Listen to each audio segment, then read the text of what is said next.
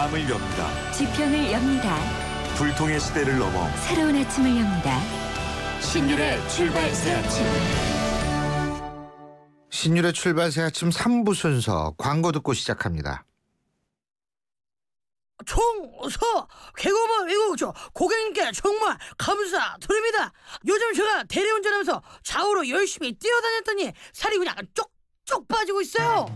좌우로 정렬 2588 살 빠지네 살이 빠져 2588 살 빠지네 2588. 트랙스타 시작.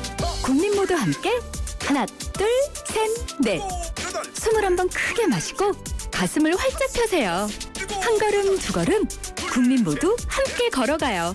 지금까지의 아웃도어를 넘다. 대한민국 국민이라면 스타 트랙스타. 사장님들은 고민이 많다. 우리 가게 와이파이 설치해야 하는데 카드 결제기는 어떡하지? CCTV도 달아야 하는데 올레비즈 성공팩에 맡기세요. 사업에 필요한 IT 서비스를 한 번에, 거기에 휴대폰 통신비 할인까지. 올레비즈 성공팩. 문의 1588-0114 올레.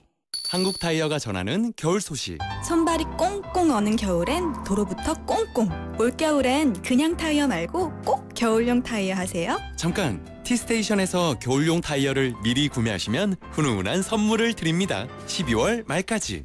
마음까지 따뜻한 스마트 케어. T스테이션. 하나와 외환이 하나가 되어 대한민국 1등은행이 되었습니다.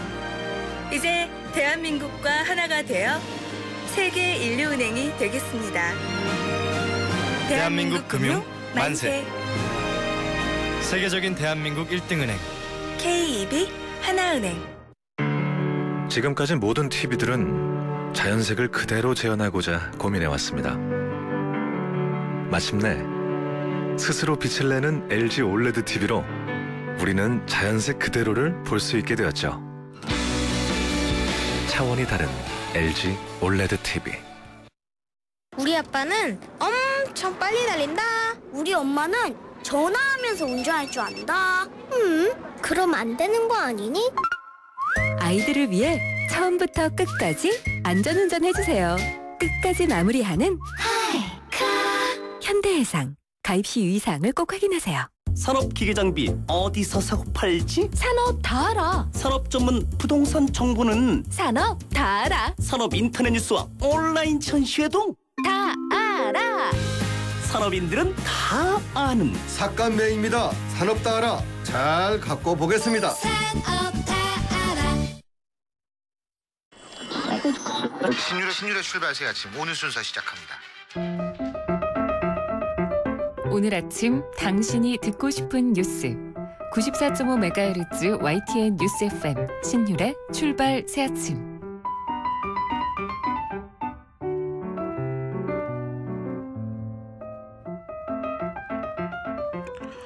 윤일병 사건의 주범이죠. 이모 병장이 국군 교도소에서도 가혹행위를 일삼았다는 보도 여러분 다 접하셨을 겁니다. 이 후임에게 무자비한 가혹행위를 당하다가 가혹행위를 했다가 결국은 후임 윤일병을 숨지게 했던 이모 병장. 그런데 교도소에서 또다시 가혹행위를 한 겁니다. 폭행은 물론이고요. 차마 입에 담지 못할 일들을 했다라고 하는데 오늘 이 문제 좀 짚어보겠습니다. 먼저 숨진 윤일병의 어머니시죠. 안민자 씨 전화 연결해서 유가족의 입장을 들어보고요. 전문가 연결해서 또 군 교도소 관리 실태 알아보겠습니다. 먼저 윤일병의 어머니 안민자 씨 전화 연결합니다. 안녕하세요. 네, 안녕하세요. 예. 이 윤일병 사건의 주범인 이모 병장 교도소 안에서 또 이런 짓을 했습니다. 네. 심경이 좀 착잡하실 것 같습니다. 그렇죠. 우리 승주도 저렇게 똑같이 장악했구나 싶어서 정말 그 지난 1년 동안 그 재판했던 기억들 또 우리 승주의 고통이 다시 떠올라가지고 우리 가족은 모두 정말 잠도 못 자고요. 피가 거꾸로 솟고 정말 살이 떨렸습니다. 지금까지도 진짜 심장이 두근거려서 약을 먹고 있습니다. 당연하시죠. 그 자식 키우는 입장에서. 그런데요. 제가 좀 주목해야 될 부분이 있는 것 같습니다. 몇 달 전 2심에서 이 이모병장이라는 사람 네. 이 눈물 흘리면서 반성한다고 하면서 감형까지 받았다고 하는데 혹시 어머니께서 현장에 계셨습니까? 네, 있었습니다. 그렇게 정말로 가증스럽게 정말 악어의 눈물이죠. 그 시간 그때 또 그 동시에 그 깜빵 안에서 그런 짐승만도 못한 짓을 했다는 것이 정말 기가 막히고 경악을 금치 못하겠습니다. 어떻게 사람이 그럴 수가 있습니까? 그때 이 사람이 뭐라 그랬어요 법정에서? 뭐 참여한다고요. 참여한다. 하는 거, 네. 그리고 뭐 자기 때문에 그 후임병들이 정말 그때는 그래도 조금이라도 이제야 뉘우치는구나. 근데 또 1심에서는 정말 막 눈을 똑바로 뜨고 자기가 무슨 제왕이나 된 것처럼 무슨 개선 장군처럼 그렇게 뭐 열사처럼 행동을 했거든요. 그래서 너무 기가 막혔는데 그래도 2심 그 마지막 거기에서는 그렇게 좀 눈물을 흘리면서 뭐 그 후임들에게 너무 미안하다 그러더라고요. 그래서 이제 일말의 양심이 조금이라도 있구나 이렇게 생각을 했죠. 설마 그렇게까지 그런 인간인지는 몰랐죠. 그런데 이제 그게 악어의 눈물이라는 표현을 쓰셨는데 네. 제가 볼 때에는 이 사람이 이게 좀 정상이 아니에요. 이게 치료를 받아야 될 수준이 아닌가 이런 생각이 들 정도인데 어떤 그 대응을 하실 생각은 없습니까? 그 인터뷰한 내용을 들었거든요. 예. 정말 대꾸할 가치도 없지만 예. 그러나 우리 유가족도 이제 더 이상 참지만은 않을 것입니다. 여러 가지로 진짜 이렇게 생각해보고 저렇게 생각해보고 정말 입장 바꿔 생각해보고 정말 어떻게든지 그 맛 달래려고 생각을 했는데 예. 이제는 정말 어떠한 뭐 명예훼손이라든가 어떤 법적으로 대응할 수 있는 모든 것을 다 동원해서 처리할 것입니다. 명장은 사람이 아니에요. 사람이라면 그렇게 아무 죄도 없는 우리 아들을 그렇게 죽여놓고 또 거기서 그렇게 욕을 했다고 그러더라고요. 어디서요? 그 감방 안에서. 교도소 안에서 말이죠. 네네네. 그 지금 어쨌든 대법원의 판결이 아직 남아 있죠. 그렇죠? 네네. 아직 대법원 판결이 남아 있는 거죠. 네네. 근데 지금 2심에서는 그 악어의 눈물 때문인지 어쨌든 10년이 형량이 줄어드는 건 사실 맞죠? 맞죠. 그렇죠. 네. 자, 그러면 대법원의 판결은 어떻게 돼야지 정의를 구현한다고 보십니까? 정말 우리 지금 그 뉴스를 듣고 우리 유가족의 심정은 예. 정말 재판을 다시 해서라도 예. 무기징역이든 사형이든 정말 무거운 처벌을 받았으면 좋겠습니다. 솔직히 지금 제 심정은 그런 인간은 절대로 이 세상에 다시는 발을 디디면 안 된다고 생각을 해요. 정말 이 사회를 위해서. 이건 있을 수도 없는 일이죠. 좀 더 효율적인 법적 대응을 위해서요. 지금 이제 군 검찰도 추가 기소를 하겠다 이런 얘기가 들려오는 것 같은데요. 네네. 검토를 하고 있다라는 얘기가 들리는 것 같은데 네. 혹시 어머니께서 지금 군 교도소 내에서 또 다른 피해를 받은 피해자 측과 접촉을 해서 함께 법적인 문제, 법적인 대응을 하실 생각은 없으세요? 아마 지금 그 생각도 없는 건 아니고요. 예. 이제 갑작스럽게 그렇게 당한 일이라 아마 지금 우리 이제 변호사하고 의논을 하고 있고요. 이제 여러 가지 할 수 있는 방법을 다 동원할 겁니다. 지금 변호사분은 그런 방법에 대해서 어떤 의견이신지 혹시 들어보셨어요? 아니요, 아직은 못 들었습니다. 일단 예. 이제 만나기로 했고요. 예. 아니 이게 또 다른 피해자가 계속 속출할 가능성이 있기 때문에 당연하죠. 예. 네. 그래서 이 문제에 대한 어떤 연대적 대응이 필요하지 않을까 해서 여쭤본 거였거든요. 네, 저도 그렇게 생각합니다. 예. 그리고 이제 뭐 여러 가지로 군 당국에 대해서 섭섭함을 갖고 문제가 있다라는 생각을 갖고 계실 텐데요. 결국 문제가 이제 또 드러난 거 아니겠어요? 바라시는 점 있으면 끝으로 말씀해 주시죠. 솔직히 얘기하자면요. 네. 지금까지 저희가 1년 동안 그 재판을 하면서 군 당국과의 그 겪어온 과정을 보면 네. 정말 기대하는 거 하나도 없어요. 처음 그 작년 4월 이 사건이 일어나고 어떻게 했습니까? 뭐 병영혁신위원회다, 군사법개혁을 한다, 뭐 여러 가지 일들로 정말 뭔가 이제는 우리 아들은 죽었지만 조금이라도 뭐가 바뀌겠구나. 그래서 조금 기대를 했죠. 그때는 유가족의 입장이 아니라 국민의 한 사람으로서 기대를 했어요.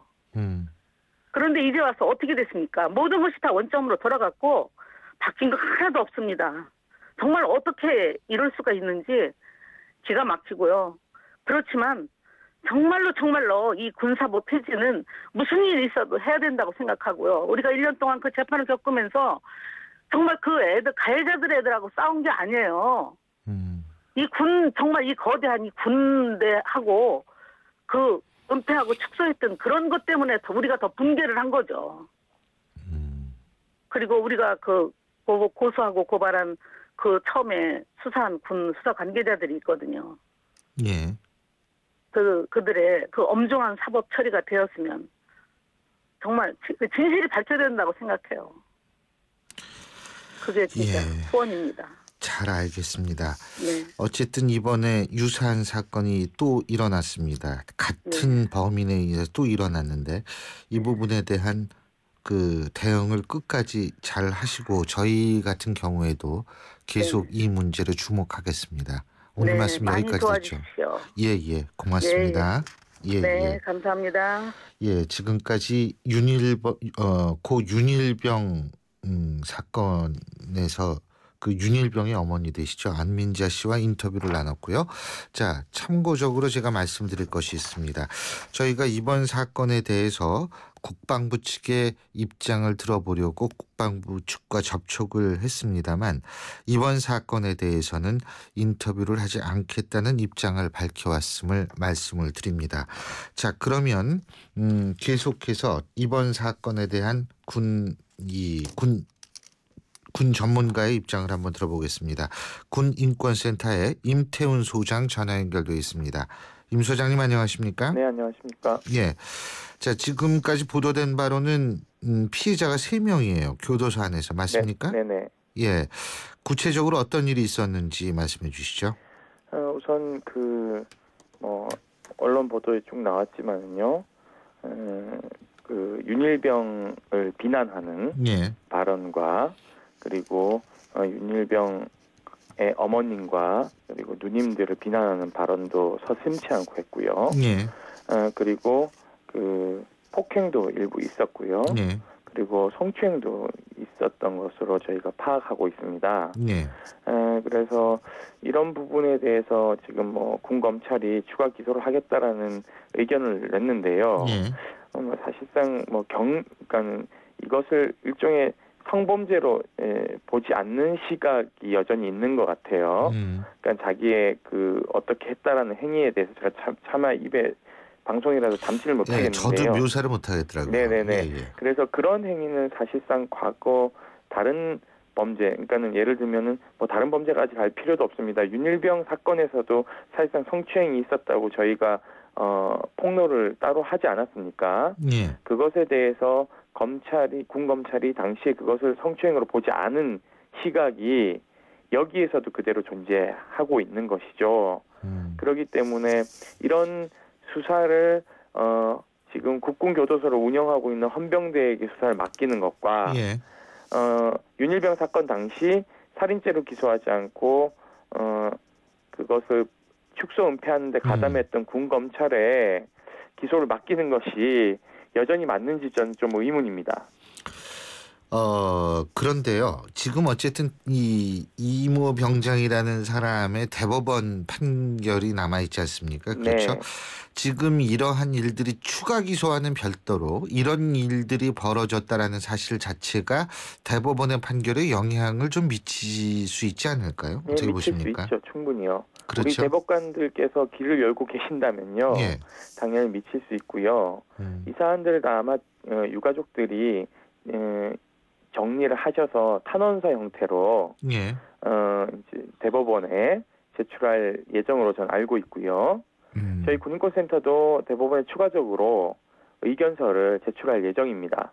예. 그렇기 때문에 이 사안에 대해서는 당연히 이 사건을 맡은 주심 대법관님이나 다른 대법관님들께서 이 상황을 인지하고 재판에 악영향을 미칠 가능성이 매우 높다는 것이 저희들의 판단입니다. 예. 자, 그리고요. 지금 이 문제의 또 다른 측면이 하나 있는 것이 이 이모 병장이라는 사람은 한마디로 군교도소 내에서 지 맘대로 했더라고요. 네. 라면 끓여 먹고 싶으면은 라면 끓여 먹고, 가위 필요하다 그러면 가위 달라 그러면 가위 주고. 예?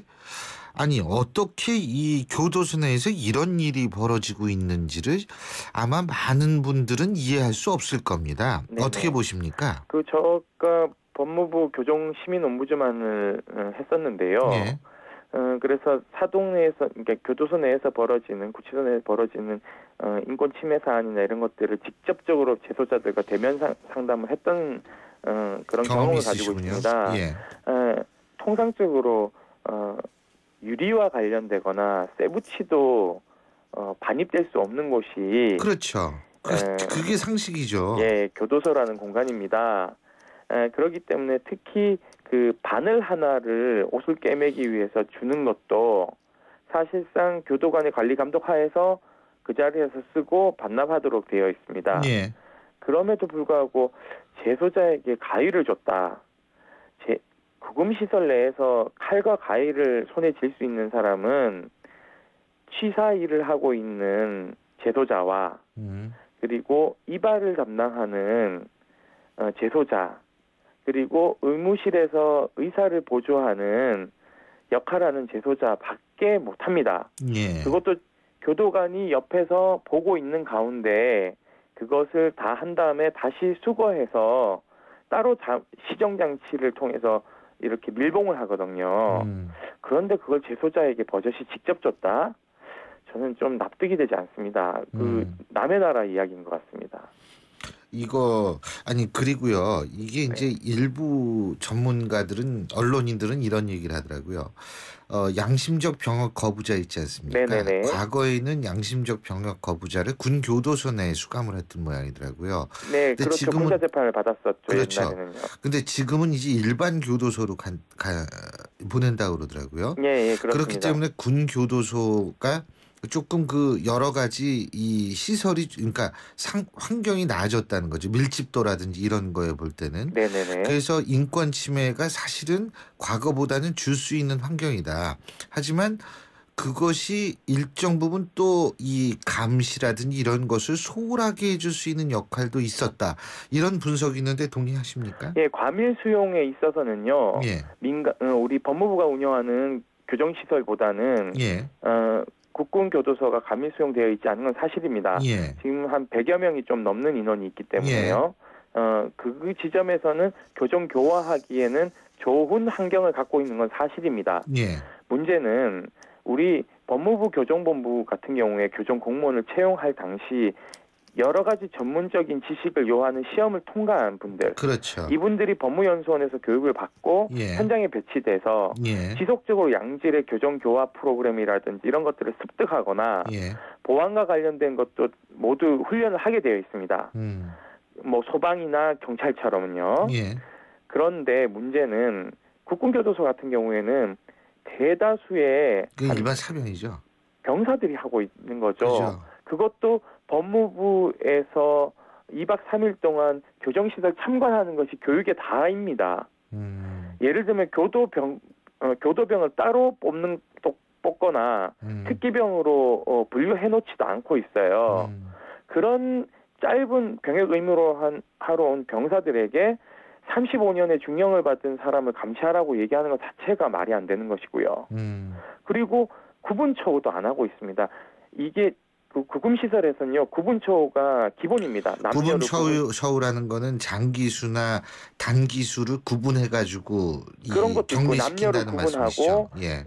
재질과 성격 이런 것들을 모두 파악한 다음에 재질이 나쁜 사람과 재질이 경미한 사람을 홍보 수용하지 않습니다. 예. 그것은 법에 나와 있습니다. 예. 근데 법조차도 무시한 국군 교도소의 교정 행태는 비난받을 문제가 아니고요. 군사법원 폐지할 때 같이 폐지해서 법무부 교정본부로 이관시켜야 된다고 저는 생각하고 있습니다.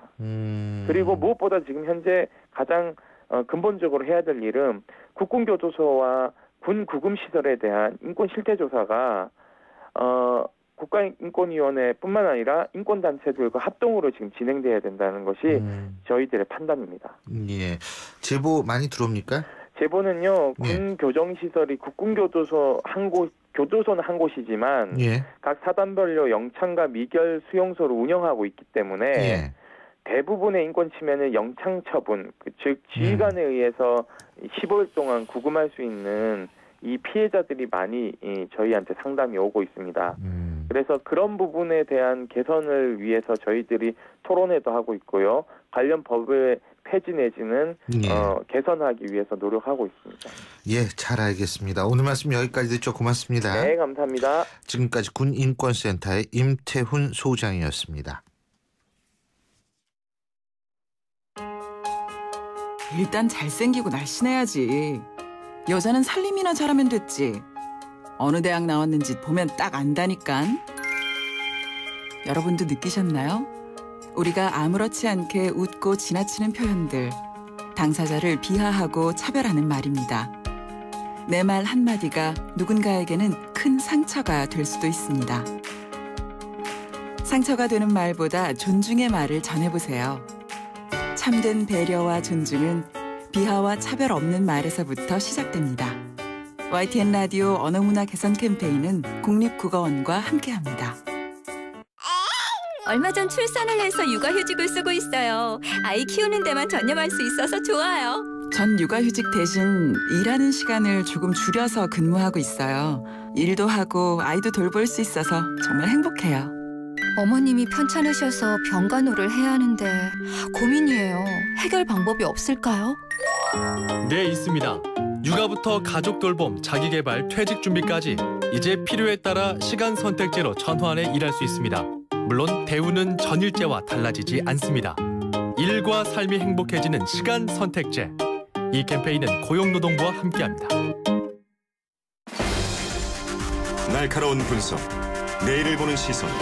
신율의 출발 새 아침. 신율의 출발 새 아침 4부 순서 광고 듣고 오겠습니다. 인터넷을 누르고 검색창에 입력하고 홈페이지 하단을 전화번호 어디나? 전화번호 이건가? 복잡해! 지역번호와 114만 누르세요. 114 번호만 누르면 검색보다 쉽다 빠르다. 114. 핸드폰에선 꼭 지역번호 누르고 114.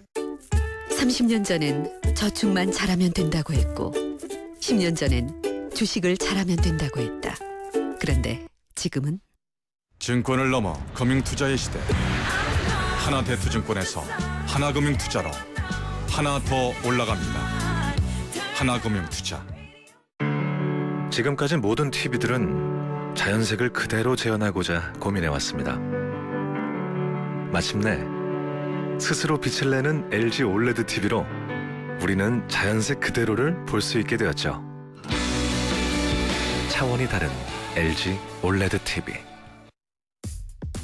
금융회사에게 묻습니다. 안정적인 수익에는 뭐가 제일 중요할까요? 어떻게 해야 제 연금을 잘 키울 수 있죠? 미래에셋증권이 답합니다. 글로벌 자산 배분하세요. 세액공제로 절세 효과까지 준비된 연금 전문가 미래에셋증권. 투자 손실에 유의하세요. 8시 34분 04초 지나고 있는 지금 이 순간의 교통 상황 알아보겠습니다. 김지원 캐스터. 네, 출발 새 아침 교통정보입니다. 올림픽대로 하남 쪽으로 이동하는데 행주대교 지난 지점에 추돌 사고가 발생했다는 현장 제보인데요. 이 부근에서 속도가 떨어지고 있습니다. 이후로는 한강대교까지 쭉 밀리고 있고 다시 반포대교에서 청담대교까지 시속 30km 미만 정체입니다. 강변북로 구리 쪽으로는 가양대교에서 반포대교까지, 일산 쪽으로는 잠실대교에서 성수대교, 동호대교에서 이천동 지나는데 주춤하고요. 올림픽대로도 강변북로와 비슷하게 밀립니다. 오늘 북부간선도로 외곽 주요 교통량이 꾸준한데요. 월릉에서 구리시계까지 거의 대부분에서 주춤하고 있고요. 반대편 도심 쪽으로 묵동에서 하월고까지도 시속 30km 미만 정체입니다. 그래도 오늘 국회도로 상황은 비교적 여유가 있습니다. 도심 진입하는데 신월 부근의 정체는 모두 풀렸는데요. 이 뒤쪽으로 이어지는 경인고속도로가 서울 쪽으로는 부천에서 신월까지 정체입니다. 출발 새 아침 교통정보였습니다.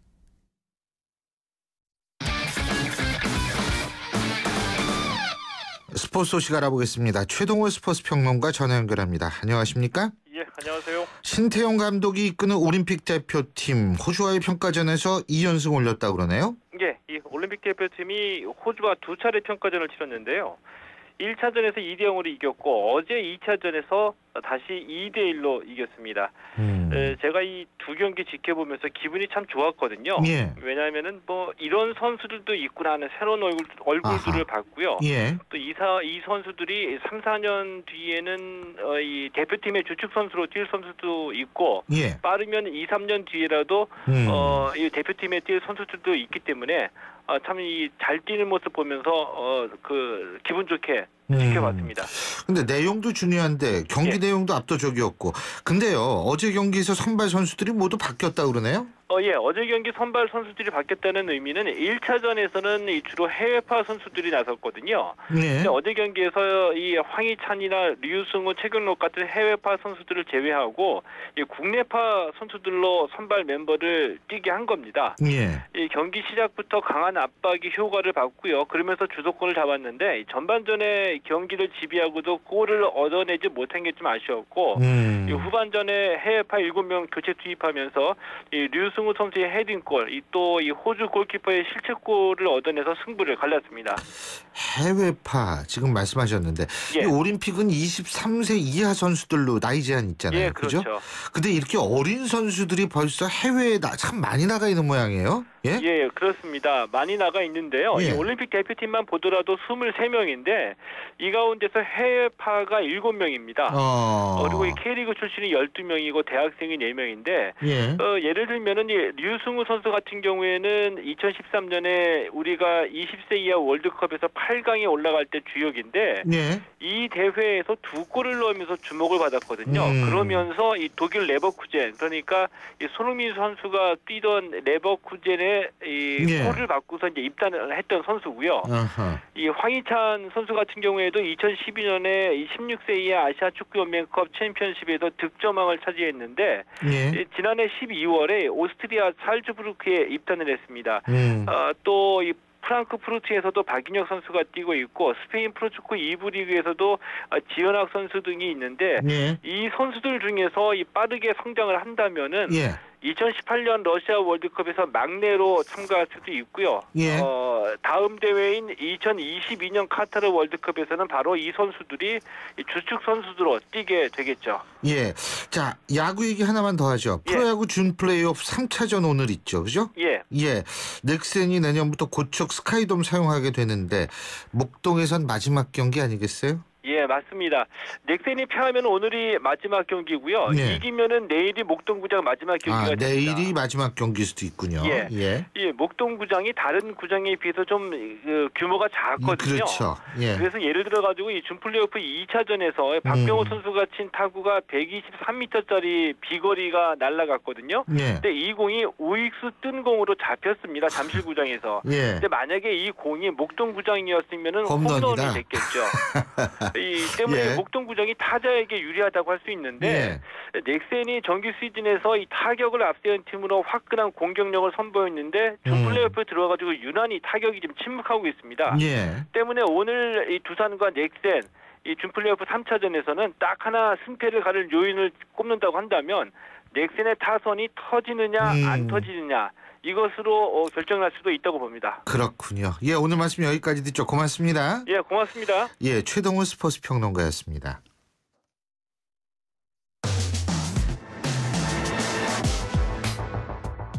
박상용 변호사의 이번 주 사건 랭킹.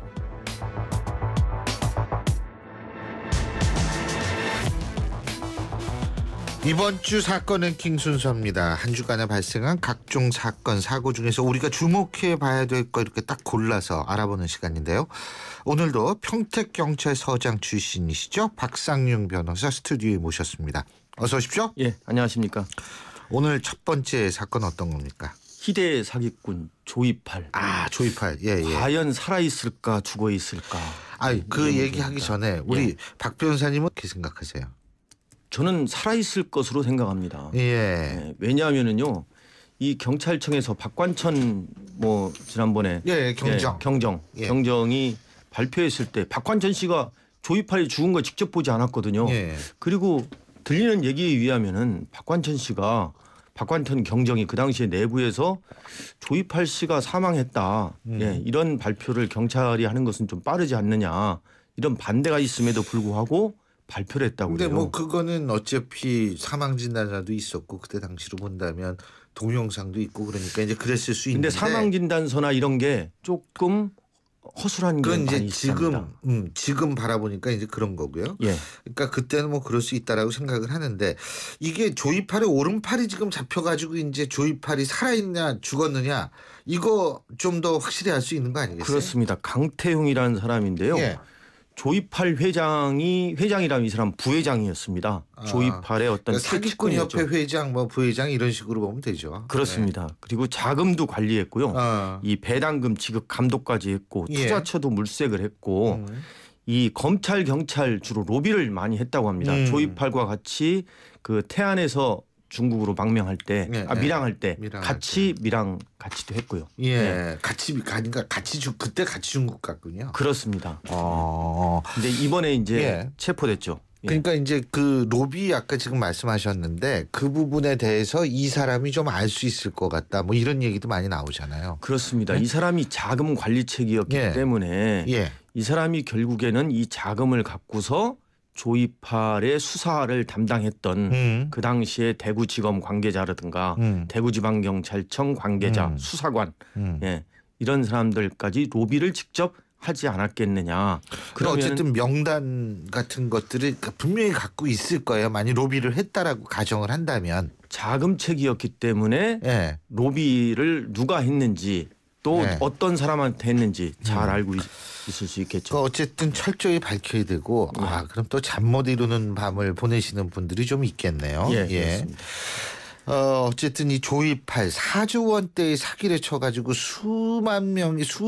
수많은 사람들의 어떤 피눈물을 흘리게 한 사람인데 거기다가 많이 살아있다라면 죽음까지 자기 스스로 자작극이었다면 그 죄를 어떻게 갚을까요? 예? 그러니까 이 지금 조이팔로부터 사기당한 사람들이 3만 명입니다. 이 중에 한 40명이서 이 단체를 구성했습니다. 이 조이팔을 잡아내자. 그래서 피해 회복을 하자. 이 사람들이 이제 조이팔을 쫓고 있는데 오늘 아침 경향신문 보도에 의하면은 이분들이 자료를 하나 내놨는데 조이팔의 조카라는 사람하고 전 검찰 고위 간부 그 당시에는 아마 변호사였을 겁니다. 이 사람 간의 어떤 통화 내용 녹음 파일을 공개를 했거든요.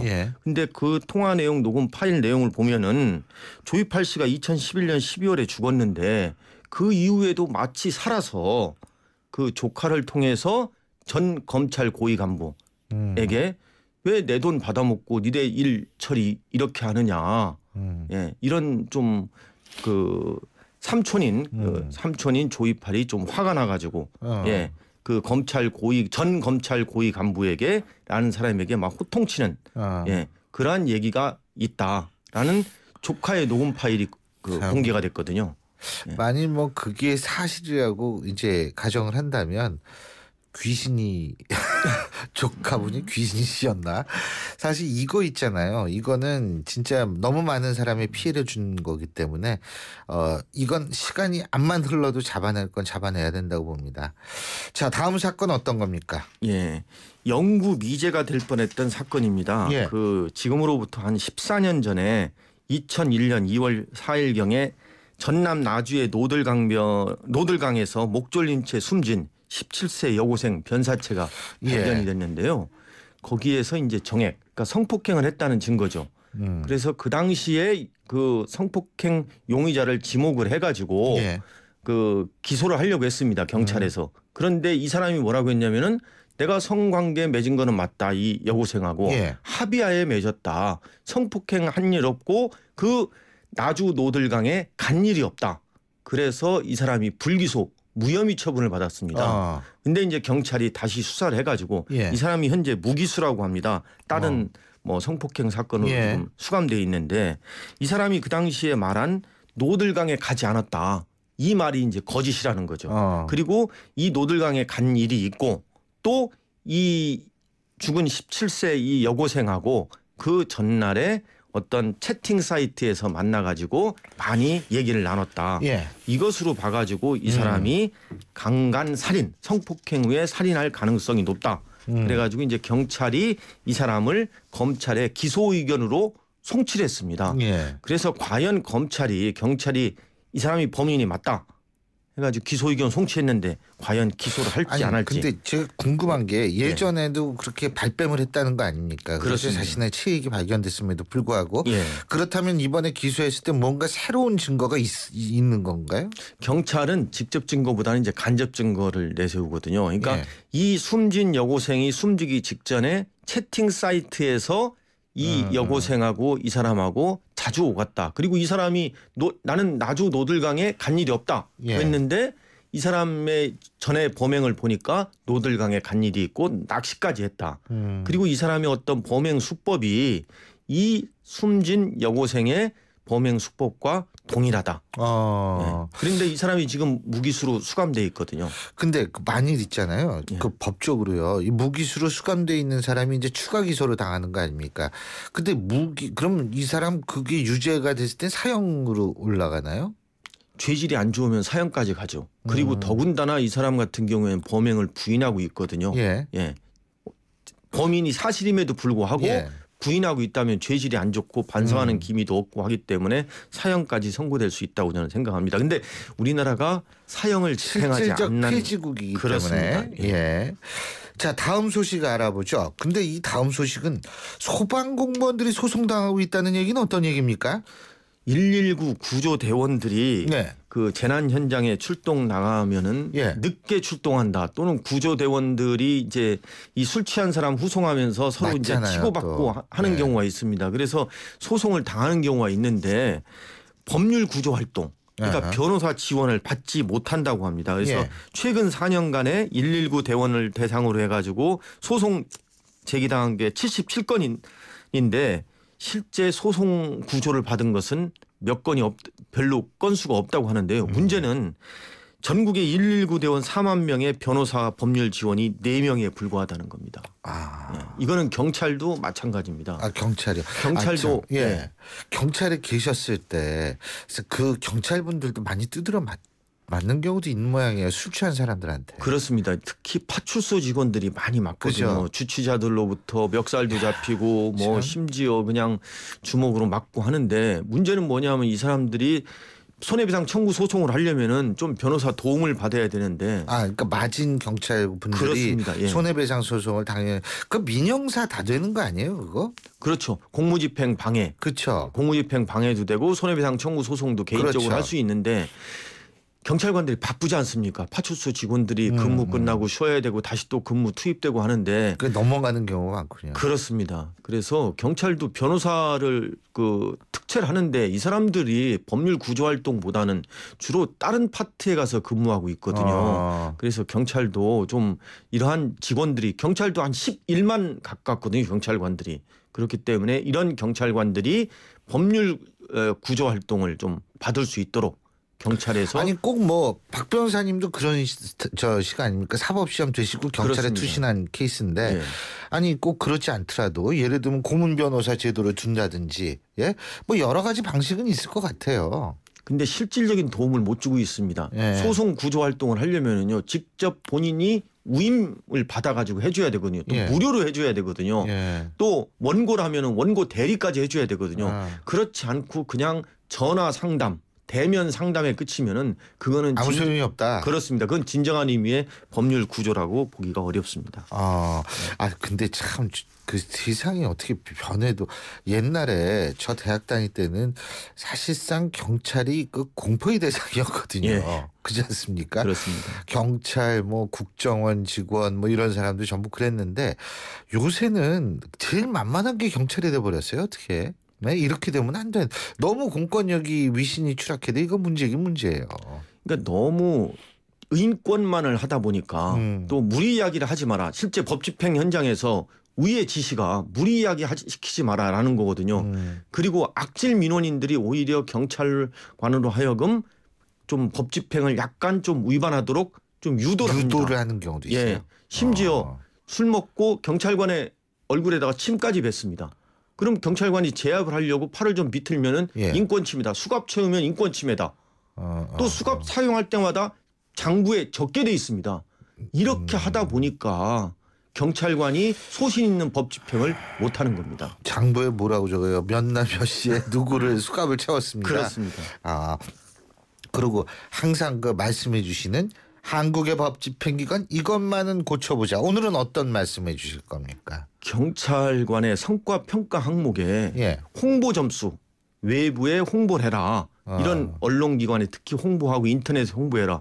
이런 홍보활동 점수가 살인, 폭력, 강도 이 범인 검거하는 것보다 더 높다는 겁니다. 그래서 성과평가를 잘 받아야 수당도 잘 받고 인사에서 승진할 수 있거든요. 그래서 일선의 파출소나 경찰관들이 언론에 기고 홍보하고 또 인터넷에 뭐 감동적인 스토리 이런 걸 하기 위해서 연출한다는. 지난번에 그거 말씀하시는 거 아니에요? 뭐 만들었다 미담 만든 거? 예. 뭐 새내기 여경 뭐 해가지고 이런 게 있거든요. 그러니까 이거는 뭐겠습니까? 스스로 경찰관의 본연의 업무가 뭐다. 경찰관의 본연의 업무는 뭐겠습니까? 국민의 생명과 안전을 지키는 거거든요. 절도범 예방하고 범인 검거하고 그런 역할이거든요. 홍보는 일선의 파출소 법 집행하는 기관의 역할이 아닙니다. 홍보는 누가 해야 됩니까? 경찰청의 홍보 담당관이 해야 되거든요. 윗사람들이 해야지 그거를 일선의 법 집행하는 파출소 순경, 경장, 경사 이런 사람들한테 언론에 기고하게 하고 뭐 어떤 연출을 하게 하고 그러면은 그에 대해 홍보 점수를 주고 표창도 주고 이거는 뭔가 경찰의 업무에 본연의 업무가 좀 뒤바뀐 거라고 생각합니다. 아니 그리고 사실은 그런 홍보거리가 그게 뭐 누구한테나 매번 생기는 게 아니잖아요. 그게 우연하게 이제 어떻게 생길 수 있는 그런 거 아닙니까? 근데 이거를 점수화한다는 게 문제가 있는 거죠. 그러니까 직원들이 자꾸 언론에 그 기고 뭐 해가지고 기고 나오면은 점수가 높아지고 또 감동적인 스토리를 연출하기 위해서 뭐 새내기 순경이라든가 새내기 여경이라든가 이런 쪽으로 또 사건을 몰아주기 감동적으로 뭐 새내기 순경이 예를 들면은 범인 검거를 잘했다. 예. 이런 쪽으로 해야 좀 언론에 많이 홍보되지 않습니까? 이런 거는 정말 잘못된 거라고 생각합니다. 참 씁쓸해요. 예, 그렇습니다. 씁쓸한데 어쨌든 과거에 비해서 지금의 경찰은 뭐 굉장히 수고들 많이 하시고 그런 건 아는데 그만큼 우리 국민들도 경찰을 좀 바라보는 눈, 최소한도 사회적 질서를 위한 최소한의 권위를 인정하는 자세를 좀 가졌으면 좋겠다는 생각도 듭니다. 오늘 말씀 여기까지 듣겠습니다. 고맙습니다. 예, 고맙습니다. 예, 지금까지 평택경찰서장 출신인 박상윤 변호사와 함께했습니다. 신율의 출발 새 아침 저희가 준비한 순서는 오늘 여기까지입니다. 오늘 또 하루가 시작이 됩니다. 하지만 어제보다 훨씬 더 나은 하루가 될 것을 확신합니다. 저는 내일 오전 7시 15분에 다시 오겠습니다. 신율이었습니다. 고맙습니다.